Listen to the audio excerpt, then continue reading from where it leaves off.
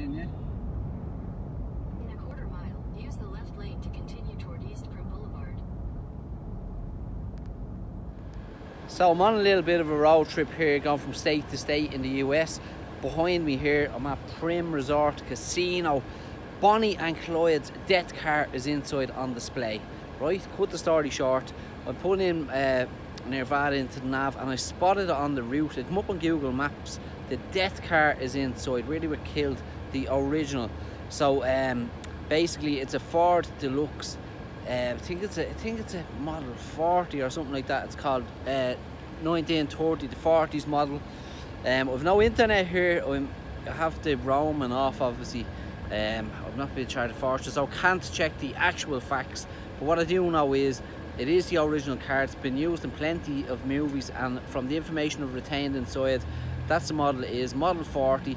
And to the best of my knowledge, that could outrun nearly every cop car in the States at that time. That's why they lasted so long. And so we'll go inside and take a look at this beauty behind me.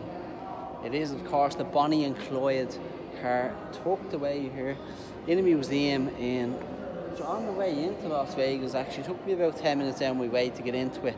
Well, yeah, so look, you can just literally walk in off the street and view the car and take a walk around it. If you don't seem to mind, I'm in here, myself, partner, and the little babby's over there as well with us.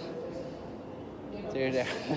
Took us out of the way a little bit, but look, it's definitely worth a trip if you're passing by.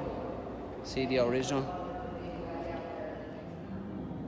That is the actual car. Definitely not a replica. Look at this.